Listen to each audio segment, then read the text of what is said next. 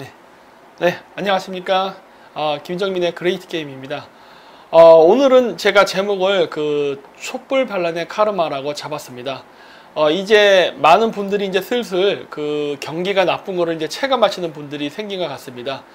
지방선거 때까지만 해도 좀 사람들이 왔다 갔다 했던 사람들도 많지만은 이제는 제가 이렇게 밖에 나가 보니까 그 예전에 그 촛불 집회를 나갔던 사람들이나 그 다음에 이제 이번에 그 민주당을 찍었던 지방선거에서 그런 사람들도 뭔가 좀 이상한 것 같다라는 거를 말하는 사람들이 굉장히 많아졌어요.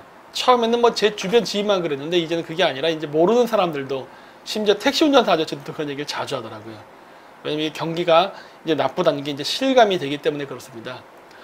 그래서 이제 자영업자의 업보라고 제가 이제 주제를 이렇게 잡아서 타이틀을 잡았는데 옛날 때 그 박근혜 대통령 탄핵 때 보면 그 사진들이 많이 붙어 있었어요. 뭐 이렇게 뭐 박근혜 탄핵 때면은 할인해준다, 뭐 탄핵됐을 때는 뭐 축하 뭐 해가지고 몇 프로 할인 뭐 이런 식으로 굉장히 경사 분위기였습니다. 그래가지고 많은 사람들이 막 그때 당시에 왁자지껄 떠들고 그랬는데 이게 그때 당시에 붙었던 그런 사진이에요. 이게 일베에 있더라고요. 그래갖고 나도 그때 당시 이런 걸 본 적이 있는데 그렇게 주목을 하진 않았었어요. 이런 식당도 있냐 그냥 지나가고 그랬는데 막상 돌이켜서 이렇게 회상해 보니까 맞아, 그때 이런 가게들 진짜 많았다라는 생각이 들더라고요. 뭐 심지어 이런 것도 있었더라고요. 그 대통령 선거 때 보면은 자영업자와 함께하는 문재인 지지 선언 뭐 이렇게 해서 외식업자들이 그래가지고 이 사람들이 제일 좋아했었습니다. 근데 그 아이러니하죠. 그 자영업자의 그 대출 규모 이런 것들이 눈덩이처럼 불어나고 사실 굉장히 지금은 그 살기가 어려워졌어요. 근데 사실 그 자영업자의 대출 규모는요, 뭐 어제 오늘 일은 아닙니다. 사실은 이건 뭐 전 정권 전전 정권 뭐 그 이전서부터 계속 그 대출량이 늘어나갖고 위험하다는 신호는 계속 있었어요. 사실 그렇기 때문에 이거는 꼭 문재인 대통령의 책임만이라고는 할 수 없어요. 하지만 문제는 무엇이냐, 대출 그 양이 증가하는 상황에서 우리가 어떻게 금리 정책이나 그 다음에 대외 외교 정책을 하냐가 매우 중요한데 사실 그 부분에서 실패한 거죠.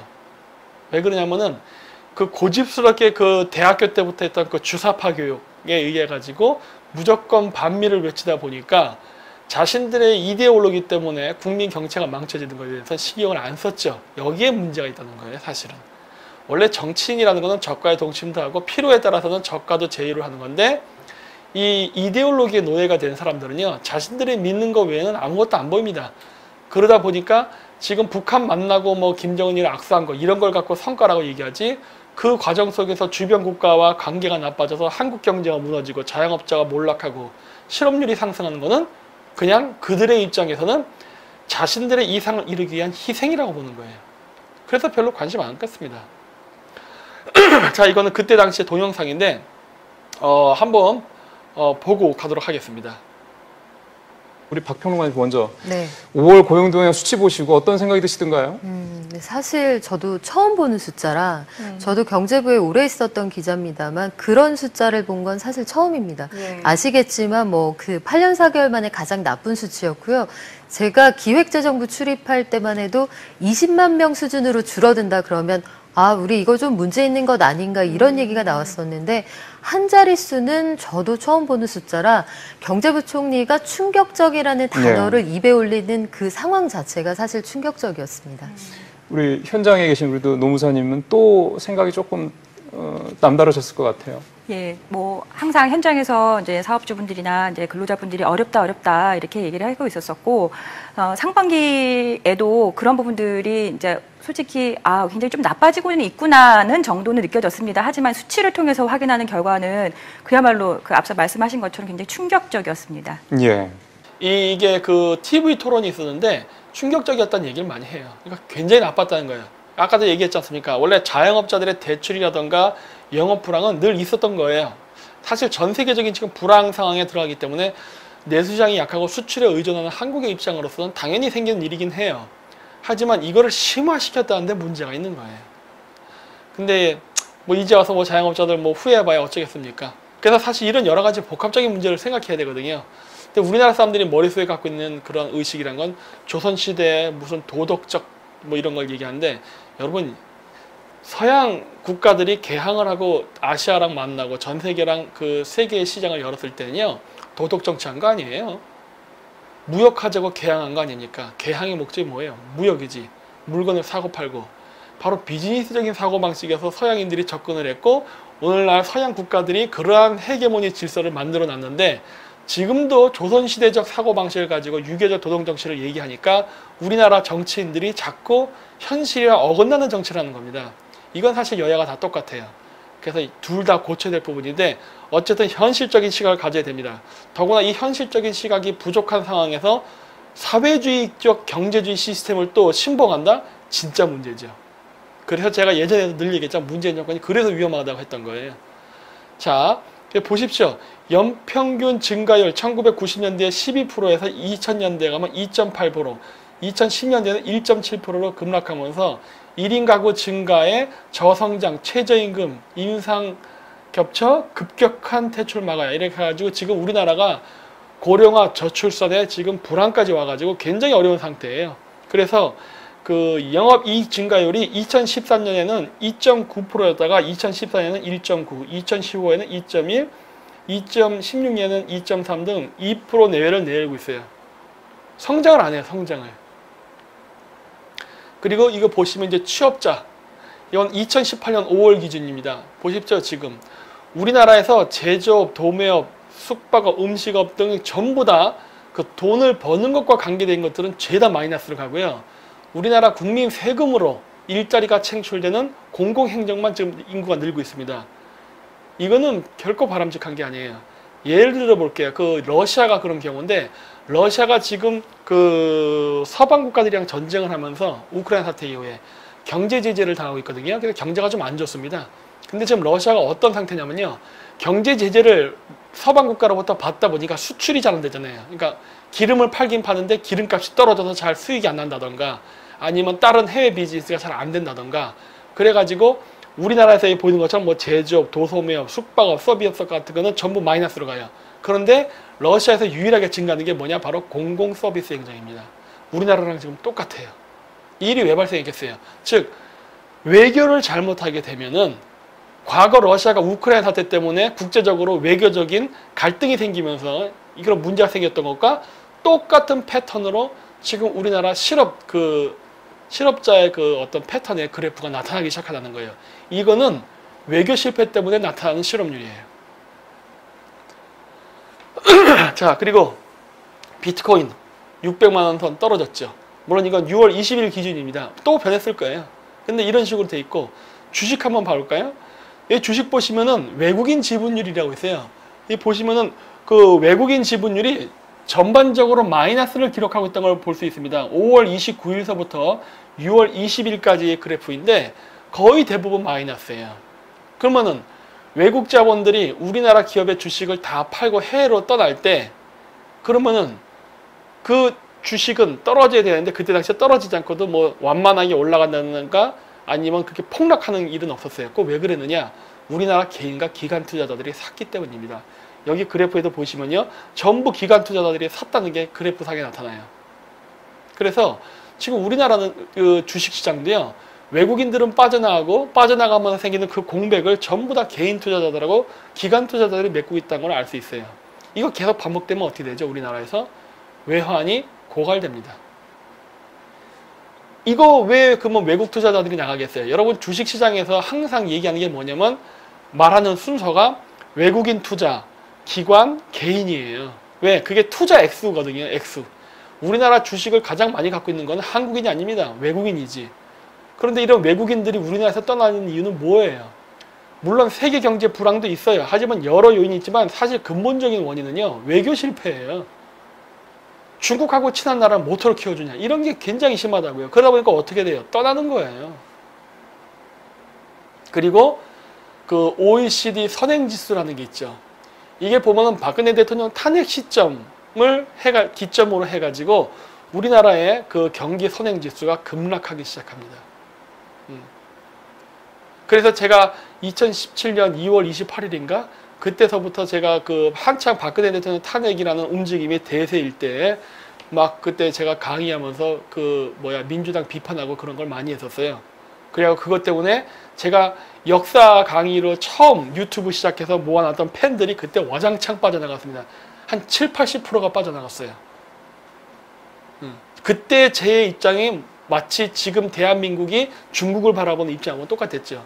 내가 만약에 여기서 이런 소리 하게 되면 내가 기껏 만들어 놓은 인간관계, 그 다음에 유튜브 고객이 다 떨어져 나간다. 그거 알고 있었어요. 그런데도 과감하게 해버렸죠. 결과 어떻게 됐습니까? 오히려 늘었습니다. 지금 제 유튜브 고객 수가 아마 44,000이 넘는 걸로 알고 있어요. 그때 당시에 고민 많이 했어요. 왜? 제 역사책들을 보고 온 사람들이 10중 8구는 다 좌파예요. 그리고 제 역사 강의 마찬가지. 가끔씩 그 몽골에서 유학하면서 제 유학비를 제가 한국에 와서 강의해서 번 돈 갖고 생활비라던가 그 다음에 그 학비를 내는데 조달을 했는데, 내가 만약에 거기서 박근혜 탄핵을 비판하는 얘기를 해버리게 된다면 저 사람들은 다 나에게 적이 될 것이고 그동안 나에게 줬던 후원금이 다 끊길 것이라는 거 알고 있었어요. 그런데도 각오하고 했어요. 그랬더니 결과는 어떻게 되느냐? 더 잘 됐습니다. 이게 그 국가 정치라는 건요, 소신을 갖고 나가면요 결국 이깁니다. 흔들리면은 져요. 그런 것도 이런 거에서 알게 됐는데, 어쨌든 결국 박근혜 탄핵 이후에 우리나라 경제는 나빠졌습니다. 결국 우리나라 자영업자들, 박근혜 대통령 탄핵 찬성하고 그 할인해준다고 했던 그 자영업자들은 결국 자기들 손으로 황금알을 낳는 거위를 죽여버린 꼴이 된 거예요. 결국 그 업보는 지금 여러분들이 받고 있는 겁니다. 자, 국제유가 이제 또 올라갑니다. 내려갔다 올라갔다 내려갔다 올라갔다. 이번엔 또 올라가기 시작해요. 왜? 러시아랑 미국이 만날 겁니다. 조만간. 문재인 대통령 이번에 러시아 가가지고 철도 산업 때문에 만났죠? 조심하십시오. 그거 제가 늘 얘기하지 않습니까? 위험한 산업이라고. 러시아랑 미국이 친해지면 유가는 제가 80불을 넘을 수 있다고 했습니다. 어디 한번 이 트럼프 대통령하고 러시아 대통령 간에 어떠한 회담이 이루어지고 결과가 나올지는 국제유가를 한번 그 결과를 보자고요. 그리고 달러가 제가 저번 주에 방송했던 것보다 지금 또 올라서 또 1120원이래요. 이건 제가 어제 새벽인가 제가 인터넷으로 검색했을 때예요. 그러니까 이게 6월 28일 새벽 1시인가쯤에 아마 그 유가일 겁니다. 1120원이에요. 제가 저번에 베트남 갈 때보다 또 올랐어요. 그러니까 이런 일들이 발생한다는 거예요. 근데 이거 발생한다고 제가 한 작년 4월, 이번 올해 3월인가 4월서부터 떠들지 않았나요? 그때 당시에 이거 제가 그 달러 가치가 약해졌다가 갑자기 강해지기 시점이 오른다고 했잖아요. 그거 왜 그래요? 외교 잘못하면 이렇게 된다고 했죠. 외환 보유고 바닥나고. 근데 지금 보세요. 실질적으로. 지금 외국인 자본 지금 떠나고 있죠. 그리고 이제 그 유가 올라가죠. 그리고 지금 달러 올라가고 있지 않습니까? 결국 일어날 일이 일어나고 있잖아요. 그때 당시에 그거 얘기하고 나서 5월달인가 6월달에 달러가 더 약해지니까 그때 엄청 저를 비웃었던 사람들 많아요. 카르마죠. 전체적인 그림을 보지 못하니까 이런 일이 발생할 거라는 걸 예측도 못했죠. 그때 어떤 분 110원인에 샀을 때 고민했다 그러는데 이제 120원 됐으니까 걱정하지 마십시오. 파시려면 지금 파셔도 돼요. 예. 저는 그때 1050원일 때 샀습니다. 그래서 지금도 좀 더 관망하고 있죠. 왜? 앞으로 문재인 정권은 외교를 더 말아먹을 것이고 우리나라 내수 산업을 더 망칠 것이기 때문에 앞으로 달러는 더 귀해질 것이라 저는 생각해요. 정말 안타까워요. 자, 근데 그럼에도 불구하고 문재인 정권이 1년 동안 그래도 조금 무탈하게 왔던 이유는 이게 한겨레 신문에서 실었던 내용인데 초과세수 60조는 박근혜 정부 덕분이랍니다. 즉 뭐예요? 문재인 정권은 자기가 탄핵시킨 정권 점령한 다음에 그 전리품으로 돈 뺏어갖고 그 돈 갖고 여태까지 국민들 퍼준 거예요. 막 여러 가지 그 쇼맨십 그런 거 있죠. 인기 좋은 척하면서 내가 국민을 위해 합니다 하고 퍼준 것들, 이게 다 누구 돈이에요? 박근혜 정부의 돈이에요. 남의 돈 갖고 생색 다 냈죠. 그것도 너무 세게. 이제 돈 없네. 어떻게 할 거예요? 세금 올릴 거예요? 이 일이 지금 발생하려고 하고 있죠. 벌써. 앞으로 세금 올리기 전에 공공요금부터 올라갈 겁니다. 제일 걱정되는 건 전기세예요. 왜? 원자력 발전도 다 폐쇄됐잖아요. 근데 국민들은 지금 이러한 상황이 닥쳤는데도 불구하고 아직도 지금 문재인 하죠. 어쨌든 국제 질서는 냉혹한 겁니다.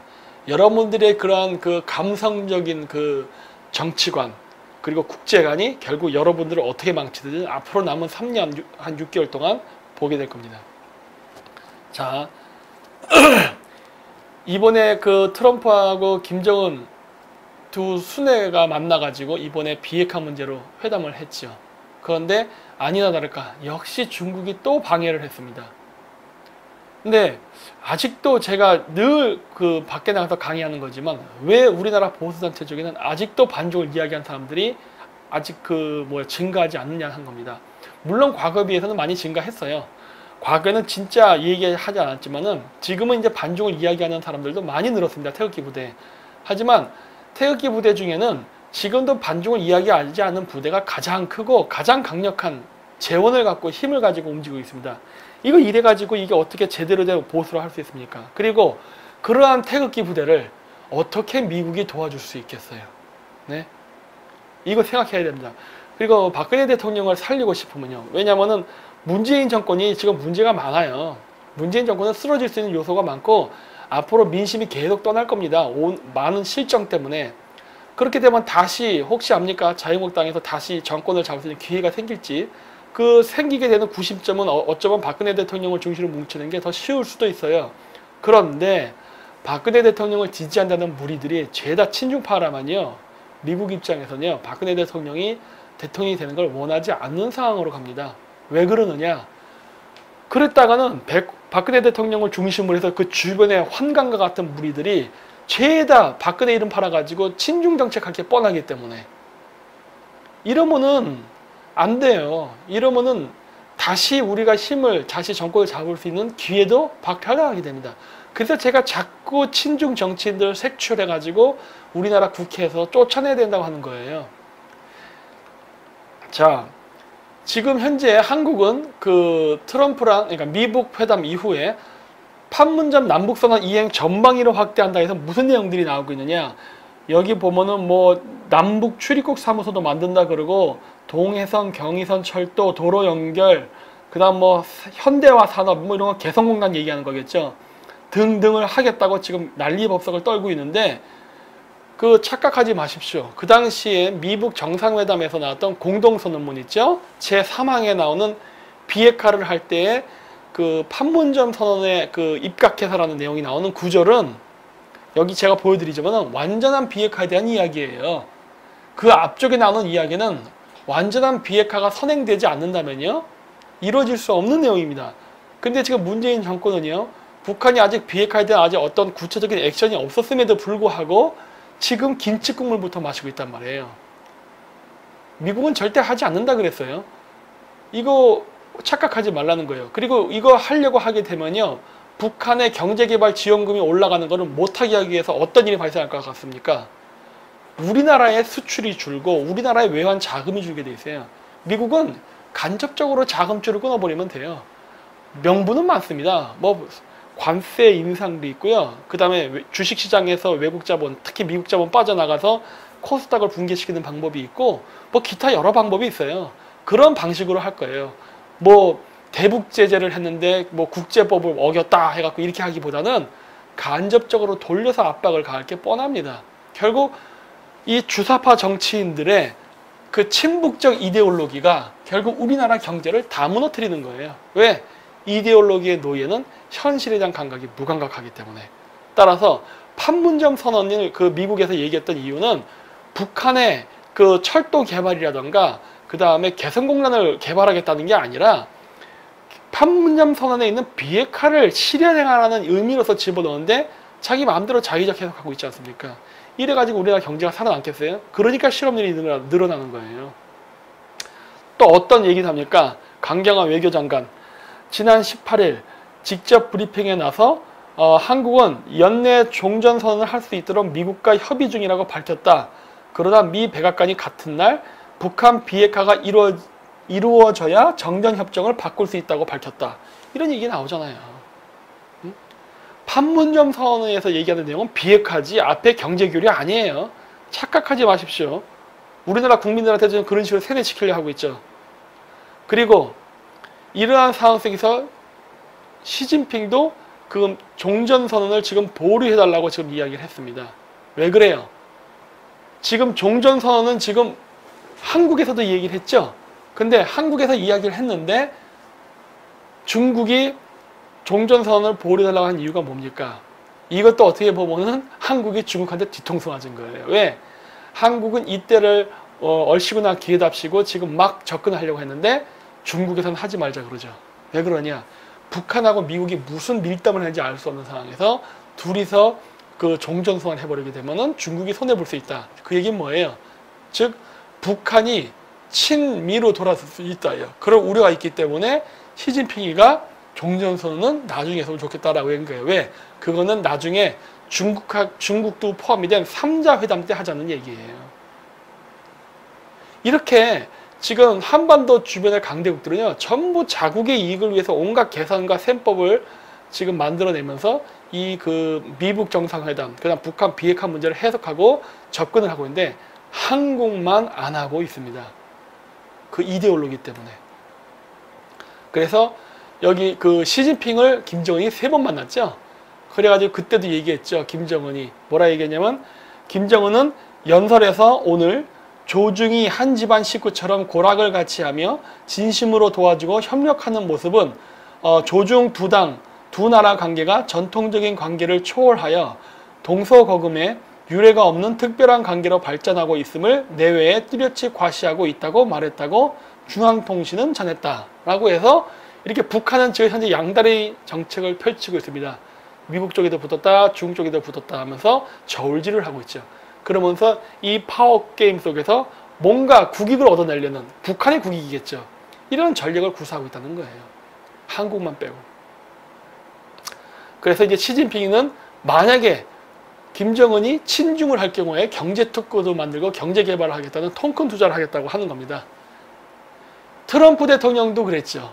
그때 김영철이랑 그 북한 그 사절단 왔을 때 뉴욕의 그 마천루를 보여주면서 이게 미래의 북한이다 라는 식에서 경제개발에 대한 보장을 해줬죠.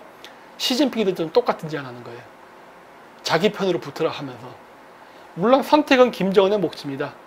그래서 김정은이 어떠한 선택할지는 좀 더 두고 봐야 되는데, 저는 북한이 중국을 잡았으면 좋겠어요. 왜냐? 제가 남한 사람이니까. 그래야 전통적인 우방 관계가 유지되면서 우리는 원래 시나리오대로 중국과 북한을 견제하고 제거하는 시나리오가 가지, 이게 김정은이가 미국 쪽으로 붙으면 머리 아파지는 그 여러 가지 경우의 수가 발생하거든요. 그리고 김정은이가 미국에 붙는 순간 우리 남북 통일은 날아갈 수도 있습니다. 그래서 그런 거예요.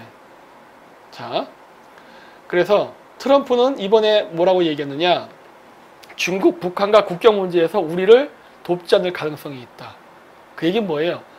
미국이 현재 비핵화가 되지 않은 상태에서는 그 경제 제재를 풀지 않겠다고 했는데 중국이 경제 제재를 풀 가능성이 있다라는 얘기예요. 근데 이거는 사실 미국 입장에서는 손해보는 일이 아닙니다. 왜냐? 제가 여러 강의에서 얘기했을 거예요. 미국이 북한의 비핵화 문제를 이슈하면서 접근하고 있는데, 이 접근할 때 미국의 진짜 큰 속내는 바로 중국 견제다. 따라서 김정은이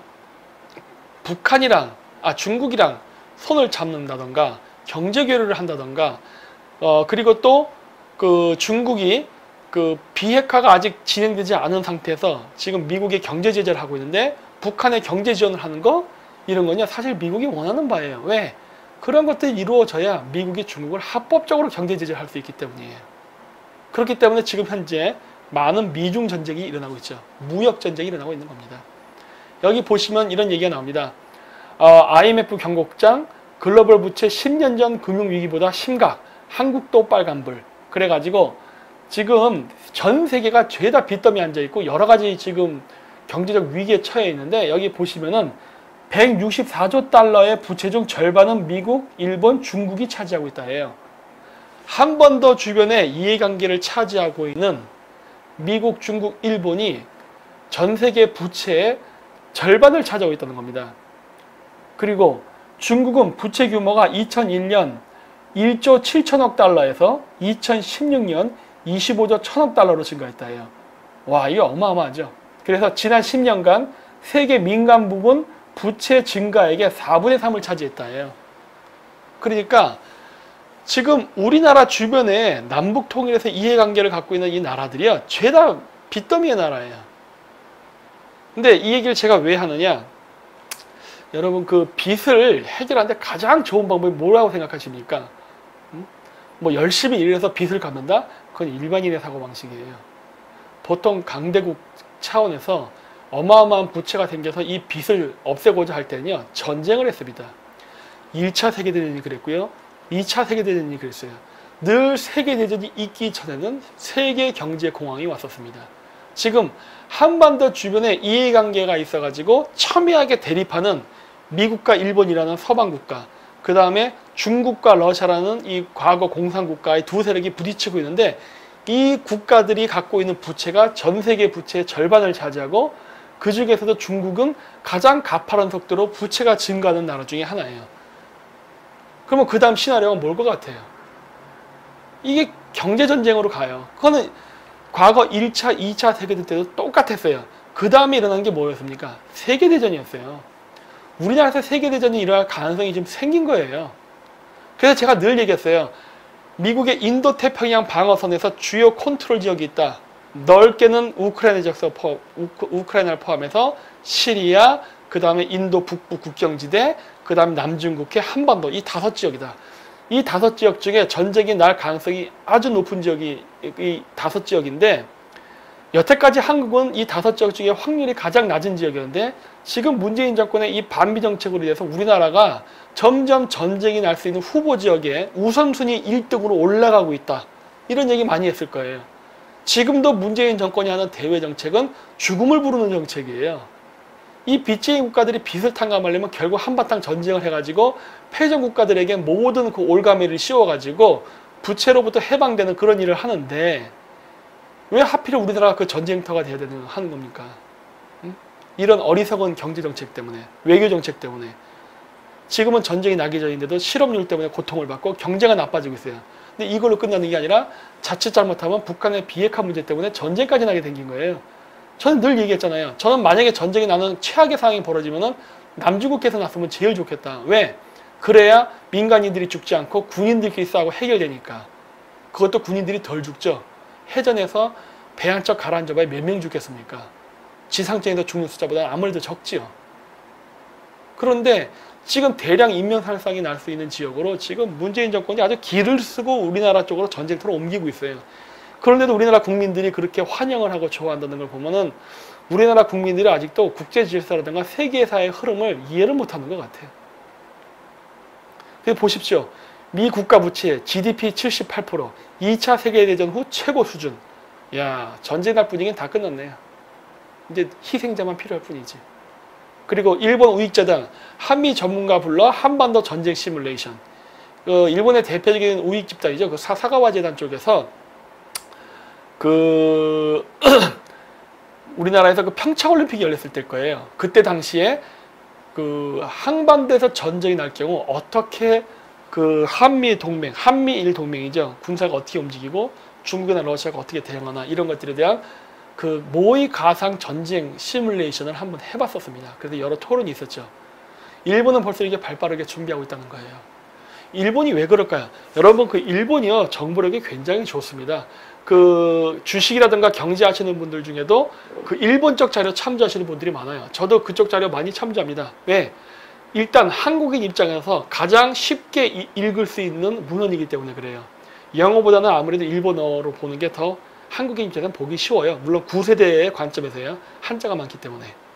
그래서 보는데 일본인들이 지금 북한과 남한이 전쟁이 날 때를 가상을 해서, 더구나 평창올림픽은 남북한이 만나서 평화의 화해 모드를 얘기할 때예요. 그럴 때 일본이 그러한 것을 준비했다는 건요. 일본이 이미 그러한 국제적 정세를 제대로 파악하고 있다는 거예요. 우리나라가 옛날 때 중국에 사업 투자를 간다고 정신없이 몰려들어갈 때 일본은 중국에서 빠져가지고 베트남 투자했었습니다. 그래서 지금 베트남 완전 일본판이에요.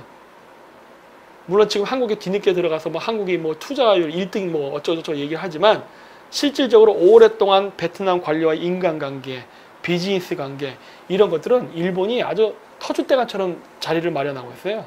그래서 돈 되는 사업들은 일본이 다 합니다. 그러니까 일본은 그만큼 국제정세의 흐름을 알고 발빠르게 대처해요. 근데 이러한 일본이 갑자기 남북한 평화 모드일 때 생뚱맞게도 남북한 전쟁 시나리오를 준비했다는 것은 이미 아는 거예요. 그러니까 이런 부분에서는 저랑 시각이 같은 겁니다. 문재인의 저런 남북 평화 모드의 정책은 오히려 전쟁을 부를 수 있다는 것을 일본인들도 알고 있는 거예요. 그리고 지금 한국이 미국이랑 사이가 나쁜 틈을 이용해갖고 일본이 바로 이런 식으로 나오죠. 한국의 조선업계가 그 정부로부터 보조금을 지급받는 건 부당하다 해가지고 지금 WTO에 제소하는 거예요. 여태까지 일본이 한국의 그 대기업의 경제에 대해서 WTO에 제소를 못했어요. 왜? 우리나라의 대기업은 뭐 과거 경제 성장 시기에 국가로부터 보호를 받은 것도 있지만은 전 세계적으로는 미국으로부터 보호를 받은 게 있었거든요. 우리나라 삼성 핸드폰이라든가 현대 자동차가 그냥 전 세계에 팔려나간 줄 아십니까? 미국의 묵인과 미국의 도움이 없었으면요, 우리나라 제품이 이렇게 전 세계에 팔려나가지 않았어요. 그래서 이게 다국적 기업으로 성장도 못했다고요. 다 미국의 보호하에 성장한 거예요. 일본의 소니, 일본의 토요타 자동차가 전 세계 시장을 휩쓸고 미국의 제조업을 위협을 하던 시기에 미국은 일본의 제조업 시장을 견제하기 위해서 한국을 키웠다고요. 그래서 한국의 기업이 오늘날 이렇게 거대 다국적 기업이 된 것 뿐이에요. 그런데 우리가 우리를 키워준, 즉 황금알을 낳는 거위인 그 미국을 우리가 스스로 배를 째버렸으니 일본은 그동안 맨날 미국의 압력 때문에 절치부심하고 할 말 못하고 전전긍긍하고 있다가 한국이 스스로 미국을 버리자 때는 이때라고 바로 제소 걸지 않습니까? 이런 것들이에요. 근데 아직도 우리나라 국민들은 이런 거에 대해서 이해를 못하죠. 일본이 WTO에 제소했다 그러면은 저 쪽발이 새끼 이런 욕만 할 줄 알지 왜 일본이 이렇게 움직이는가, 왜 이런 결과가 나왔나에 대해서는 전혀 생각하지 않는다는 거예요. 자, 그래서 지금 일본은 경제가 매우 안 좋은 상황인데 중국은 아까도 얘기했을 겁니다. 전 세계 부채의 절반은 미국, 중국, 일본이고 그 중에 가장 부채 증가 속도가 빠른 나라는 중국이다. 근데 중국은 이러한 부분 때문에 지금 금리를 부채 축소를 하는 여러 정책을 펼고 있어요. 그 중에 하나가 지금 마지막 카드로서 각 은행의 지급 준비율을 낮추는 걸 하고 있습니다. 지금 2번에 걸쳐서 지급 준비율을 낮췄는데 문제는 이것이 지급 준비율을 낮춘다고 해가지고 효과를 보지 못합니다. 왜 그러냐? 한국, 중국, 일본은요, 제조업을 기반으로 한 수출주도형 국가예요. 이 수출주도형 국가가 수출이 잘 돼야 경제가 돌아가고 돈이 돌아가는 구조예요. 근데 지금 수출이 잘 안 된다는 것은 중국 사람들도 잘 알고 있어요. 수출이 안 되는 이 불황 속에서 중국이 은행의 지급 준비를 낮춰서, 은행의 지급 준비를 낮춘다는 것은 나중에 뭐 뱅크런 같은 일이 났을 때 부도가 나기 더 쉬운 환경으로 간다는 소리예요. 근데 어쨌든 지급 준비를 낮춰가지고 시장에 돈을 확 풀어가지고 그 돈을 이용하고 각 기업들이나 개인 부채의 비율도 낮추고 그 다음에 시장에 돈을 돌기 위해서 내수 시장 경제를 활성화시키겠다라는 정책으로 했지만 세계 공황 속에서 이렇게 미국과 중국이 서로 관세를 올리면서 무역 전쟁하는 시점에서는요, 시장에 돈이 풀려도요, 그 돈이 이게 돌고 돌면서 소비로 이루어지는 게 아니라 다 중국 부자 그 정치인들 혹은 기업가들의 주머니 돈으로 다 들어갑니다. 시장에 돈을 풀면은 풀 만큼 도는 게 아니라 그 푼 돈으로는 다 지하 경제로 사라지게 돼 있어요. 왜? 불안하니까. 부도 날까봐, 망할까봐. 그래서 전부 다 돈을 다 꽁치지 절대 시장에 풀지 않습니다. 실질적으로 이렇게 보면은 그 중국의 그 소비를 보면요, 감소하고 있어요. 증가하지 않습니다. 왜냐? 그 돈 푼다고 해서 되는 게 아니거든요, 지금. 중국의 경제 불황도 해결할 수 있는 방법은 딱 하나예요. 미국과 관계만 좋아지면 되는 거예요. 근데 이미 중국 같은 경우는 그 관계를 넘어섰죠. 미국하고 중국은 이미 건널 수 없는 강을 건넜기 때문에 절대 관계 개선이 안 됩니다. 따라서 중국의 경제는 앞으로 계속 나빠질 수밖에 없어요. 그리고 보시죠. 여기 보면은 중국 무역전쟁, 무역전쟁 대비 2달 만에 또 은행 지급 준비율 인하 2번 낮췄다고 했잖아요. 일들이 발생하는 거예요. 그래서 시진핑이가 대미 무역 보복 선언, 중국은 한 대치면 주먹으로 맞대응하고 선언했지만 그 중국의 네티즌들이 어떤 이야기가 나왔었죠? 각 국가들이 서로 싸울 때 어떻게 대응하는가. 그때 그 사람들이 뭐라고 했습니까? 중국은 미국한테 맞으면 욕만 한다. 이거 실행하기가 어려워요. 왜 어렵느냐? 트럼프가 그 2천억 달러 중국 제품의 그 10%로 추가 관세를 검토한다고 했어요. 그래서 관세 또 올리고 막 이랬었어요. 그리고 또 캐나다도 지금 중국 철강에 대해서 막죠.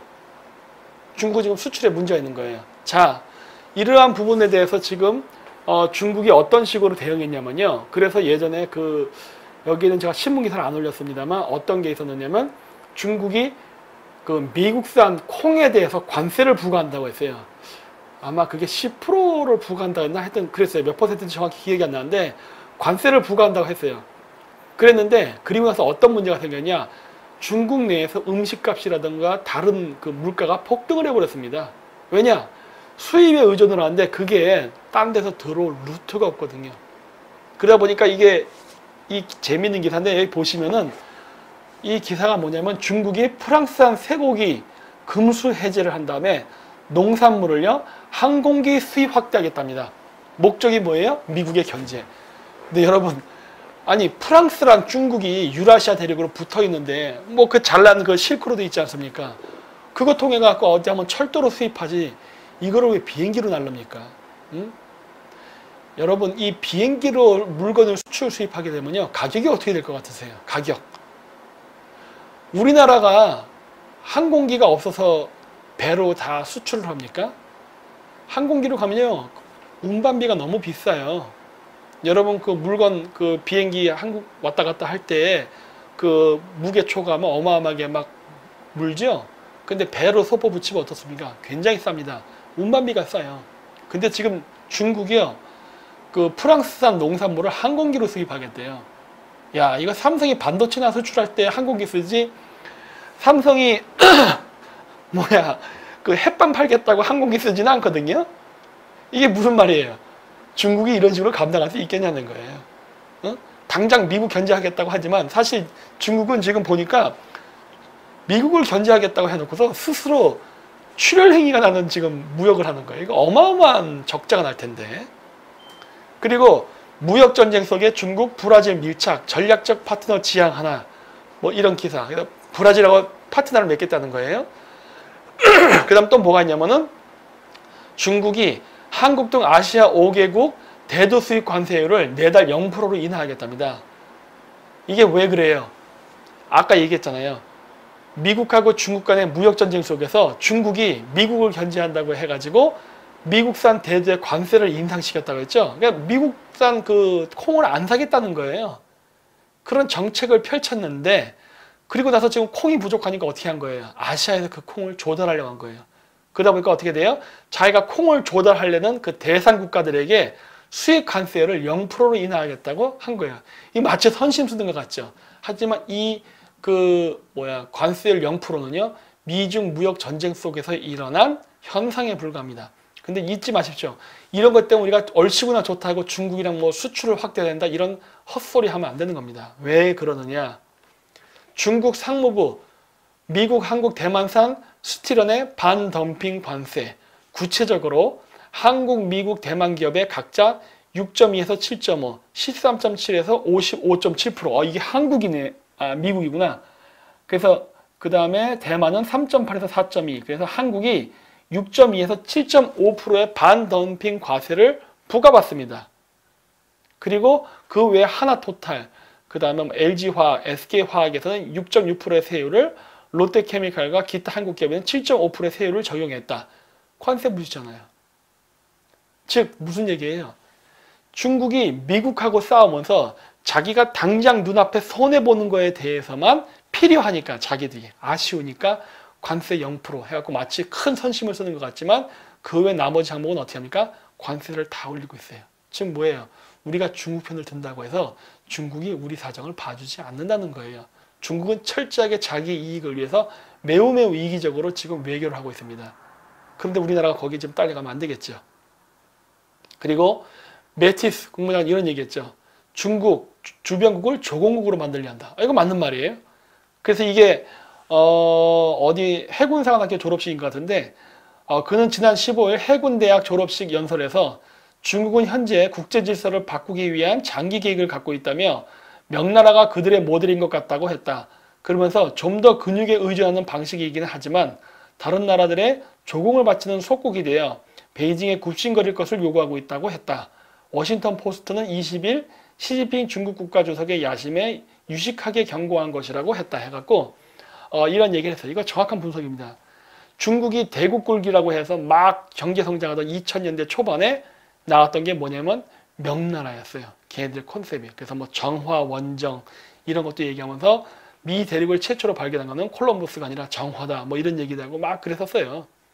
그러니까 미국은 지금 오래전부터 중국에 대한 연구를 많이 했습니다. 그래서 지금 중국이 아시아 주변 국가들을 자신들의 조공국으로 만든다 하는 것들을 얘기를 해요. 그래서 사실 실질적으로 중국 주변 국가들은 반중 정서가 강하고 중국의 영향력으로부터 벗어나려는 움직임이 굉장히 큽니다. 한국만 빼고. 이러한 상황은 과거에 한국에도 있었죠. 과거 이거는 뭐 야사입니다만 누르하치가 명나라를 치기 전에 조선에다 여러 제안을 하죠. 우리가 중원을 나눠 먹자. 근데 그런 이야기는 과거 원나라가 명나라에게 밀려서 북원이 됐을 때에도 고려 왕실에다가도 제안했던 겁니다. 우리가 다시 명나라를 칠 테니 고려도 우리랑 같이 힘을 합쳐서 우리 이 동아시아 천하죠. 이 천하를 양분해 먹자. 이런 제안을 했었던 적이 있었어요. 그래서 그걸 누가 반대했습니까? 사대부들이에요.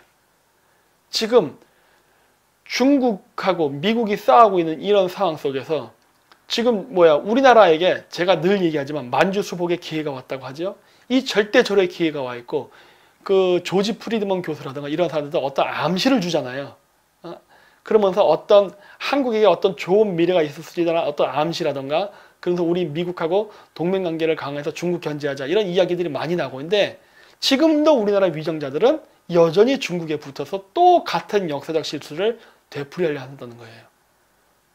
그때 당시에도 이러한 제안을 받을 때 고려 말의 그 고려 왕실은 북원과 손을 잡는 걸 거절하고 스스로 명나라의 조공국이 됐습니다.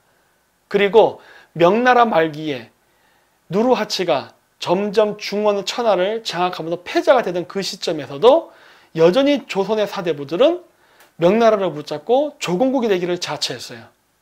지금 오늘날 중국이 과거 명나라의 영광을 재현하기 위해서 성장하면서 주변 국가들을 조공국화하려고 했어요. 이런 상황 속에서 명나라를 제거할 수 있는 과거의 누르하치와 같은 지금 미국의 트럼프 대통령이 우리가 중국을 견제할 수 있고 중국 견제를 위해서 지금 동북아시아 패권에서 일부 한국이 미국을 대신한 어떤 역할을 받을 수 있는 절호의 기회가 왔는데도 우리는 지금 많은 정치인들이 스스로 조공국이 되기를 지금 자청하고 있습니다. 즉 자발적 친중파가 되고 있다고요. 이거는 심각한 문제예요. 이래가지고 우리나라 패권국가도 못 되고 패권국가는 고사하고 동북아시아에서 패자도 못 됩니다. 이러면 우린 자주국방을 못 해요. 언제까지 우리가 미국하고 중국, 러시아, 미국의 눈치를 보는 이런 약소국으로 살아야 됩니까? 이번 기회에 크게 한판 해가지고 강대국이 돼야 되지 않습니까? 그리고 제가 아까 그 여러 이야기를 했는데 그 중국의 일대일로 중에 바닷길이 지금 굉장히 나빠졌거든요. 중국하고 손잡았던 나라들이 전부 빚더미 국가가 됐습니다. 그래가지고 빚이 어마하게 많았어요. 전 세계적으로 뭐 빚이 뭐 절반이 뭐 미국, 중국, 일본이라고 하지만 그 외에도 기타 등등 조그만 나라, 이런 조그만 나라한테는 그 미국이라든가 이런 GDP의 1%의 빚이라도 어마어마한 금이거든요. 그런데 이런 나라들도 지금 어마어마하게 중국으로부터 빚을 져가지고 지금 이 스리랑카 같은 경우는 항구로 뺏겼어요. 근데 이런 일들이 앞으로 계속 일어날 수도 있어요. 지금 몰디브도 그런 상황에 지금 몰렸거든요. 그래서 우리나라는요 절대 중국이랑 교류하면 안 돼요. 왜? 중국이랑 교류한 나라는 미국에서도 말했듯이 조공국이 된다. 즉 속국이 된다는 이야기를 해요. 근데 그건 맞아요. 역사적으로 진짜 그랬었고 그리고 당장 그런 일이 일어나지 않는다 하더라도요. 경제권을 상실하고 영토까지 상실하게 되는 일이 발생합니다. 그리고 실제로 발생하고 있어요. 우리나라 지금 인천이라든가 평택, 안산, 대림동 이런 데가 앞으로 어떻게 될지 우리 알 수가 없단 말이에요. 최근에 또 제주도 또 난민 문제도 있었죠. 그건 제가 다음 주 화요일 날 방송에서 좀 더 구체적으로 이야기할 건데 이런 일들이 지금 발생하고 있다는 거예요. 자, 그래서 이제 결론입니다. 요것도 이제 저희 쪽 밴드 쪽에 분이 올려주신 아주 흥미로운 그래프인데 많은 사람들이 그래요. 미국하고 중국이 지금 싸우는 과정이 있는데 우리는 누구를 응원해야 되는가? 뭐 그런 얘기도 많이 해요. 겁쟁이들이죠. 어떤 소신이 없이. 근데 좋다 이거야. 이 그래프를 보십시오. 이게 뭐냐면은 미국이 독재에 도전한 국가들의 그 경제 그래프입니다. 왼쪽서부터 러시아, 일본, 중국이에요. 그래프가 다 어떻게 됐죠? 꺾였습니다. 중국은 지금 꺾이기 시작한 거예요. 그래서 뭐 과거에 이겼다고 해서 미래에도 이긴다 이런 보장은 절대 하지 못해요. 하지만 미국이라는 나라가 망하려면요, 망할 수 있는 조건을 갖춰야 돼요. 어떤 강대국, 패권 국가가 망하려면요, 첫 번째 그 나라가 내부적으로부터 부패가 일어나야 됩니다. 붕괴가 될 수 있는 요소를 가져야 돼요. 처남는 로마 제국도 내부적 부패 때문에 그 몇 명 안 되는 게르만족의 그 이동에 멸망하는 치욕을 맛보거든요.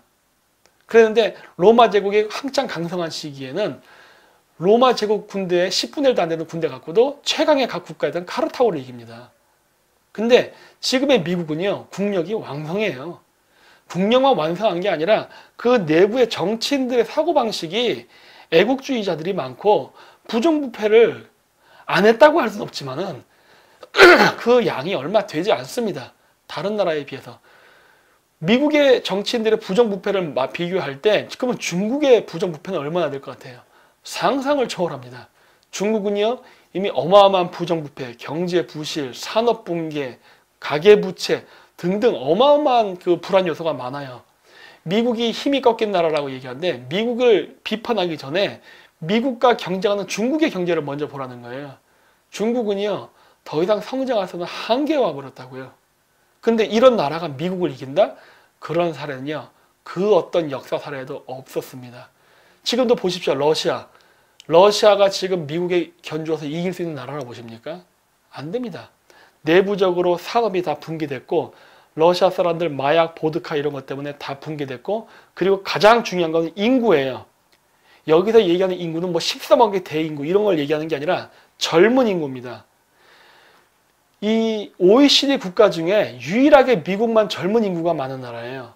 그 외에 뭐 한국을 비롯한 일본, 유럽, 서부 유럽 국가들이 죄다 고령화 저출산율 때문에 골머리를 앓습니다. 그것 때문에 세금을 낼 사람은 줄어드는데 연금 받을 사람은 자꾸 늘어나요. 중국 같은 경우는 선진국도 아닌 주제에 지금 고령화되고 저출산이 일어나고 있죠.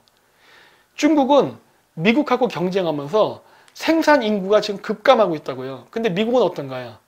미국은 3억의 인구, 지금 어떤 사람들은 3억 5천까지도 얘기하더라고요. 인구가 계속 증가하는데 그 인구 증가는 물론 자연 출생 증가율도 있지만은 이민에 의한 증가율의 속도가 굉장히 높습니다. 그래서 미국은요, 전 세계적으로 이 전 세계로부터 뭐 뛰어난 영재를 비롯해 갖고 하다못해 저기 접시떡기라는 그 사람들까지 온갖 인종과 그 민족들이 그 다 일을 들어오고 있습니다. 즉 젊은 노동 인구가 지속적으로 확보가 되고 있는 나라예요. 그러다 보니까 미국이라는 나라가 선진국이면서도 계속 젊은 층이 유지가 되고 있어요. 그렇기 때문에 이러한 나라를 고령화 저출산에 부정부패가 만연하고 산업이 부패한 중국이 이긴다? 가능하겠냐는 거예요. 그래서 이 다음 그래프는 미국이 그 당시에 러시아라든가 일본이라든가 중국이 미국에 패권하던 도전 시기에 일본이 성장하고 러시아가 성장하고 중국이 성장했던 시기, 일시적으로 그 시기에도 미국은 지속적인 성장을 하거나 아니면 늘 변함없이 자기 페이스를 유지했다 해요. 이게 미국의 힘이에요. 미국이 미국을 위협한다고 하는 뭐 G2라는, 어떻게 보면 과거에는 일본이었죠. 소련이었죠. 그리고 일본이었죠. 그리고 중국이었어요. 이런 나라들이 미국을 위협한다고 온갖 이야기가 나올 때도 미국의 경제는 끄떡이 없었다는 거예요. 그렇기 때문에 이번에 중국의 도전이 과연 미국에 얼마만큼 영향을 끼칠까 하는 건데, 전체적인 통계 그래프를 보면은 중국은 안 된다예요. 실질적으로 중국에서 이번에 2025 해갖고 뭐 중국이 뭐 항공모함도 만들고 미국을 뭐 추월하고 어쩌고 얘기했을 때 중국 내부의 그 과학자인가 그 지식인이 그런 얘기를 했죠. 그런 말 함부로 하지 말라고. 왜냐? 중국은요, 아직도 미국을 이길 만큼의 인프라라든가 국민의 그 민도라든가 이런 것들이 성장하지 못했습니다. 이길 수 없어요. 괜히 잘못 말했다 미국으로서 더 경제보복, 무역보복을 당할 뿐이지. 그래갖고 그런 얘기를 하면서 갑자기 2025라는 얘기가 쑥 사라졌죠. 하지만 이미 늦었어요. 중국은 여러 번 마음속에 칼을 보였기 때문에. 그래서 미국은 앞으로도 계속 중국을 죽이는데 지속적인 노력을 가할 것이고, 그 명분을 바로 북한의 비핵화를 가지고 할 것입니다. 따라서 진짜 우리나라에서 북한의 비핵화가 이루어지고 남북 통일을 원한다면요, 중국 견제하는데 우리나라 정치인들이 적극 동참해야 돼요. 그게 그리고 국제사회의 흐름입니다. 심지어 러시아도 지금 가입할 가능성이 높아져요. 트럼프가 푸틴을 7월 달에 만날 수도 있답니다. 존 볼턴이 그런 것 때문에 그 실무자 회담한다고 저번에 신문 기사에 났었는데, 자, 그 이후 기사를 안 봤는데 아마 만났을 겁니다. 그런데 이거 트럼프 대통령이 과거에 만났었던 적이 있어요. 이번에 가면 두 번째 회담인데, 그때에도 트럼프 대통령이 러시아 스캔들이 있었던 상황 속에서도 만났던 거예요. 그 왜 그랬어요? 그만큼 러시아랑 만나야 될 급한 일이 있었습니다. 그게 뭐예요? 중국 견제예요. 그래서 우리나라 우파 정치인들도 지금 이러한 국제적 질서의 흐름을 빨리 감지를 하고 빨리 미국하고 한미 군사동맹을 강화하고 그리고 일본하고도 강화를 시켜야 됩니다. 한미 동맹을 굳건히 한 상태에서 일본하고 교류를 할 때는요, 일본이 우리에게 해코지를 못해요. 하지만 우리가 한미 동맹 강화를 약화시키게 되면은 일본도 우리를 업신여기게 됩니다. 그렇기 때문에 한미 군사동맹을 강화시킨 상태에서 일본을 파트너로 끌어들여서 우리의 부족분을 메꾸고, 그러면서 북한의 비핵화를 강력하게 대응해야지, 그러지 않고서는 절대 해결 안 됩니다. 그런데 이런 걸 하기 위해서 제일 먼저 선행해야 될 것은 무엇인가? 바로 반중 친미예요. 이거를 꼭 해주셨으면 합니다. 네, 감사합니다.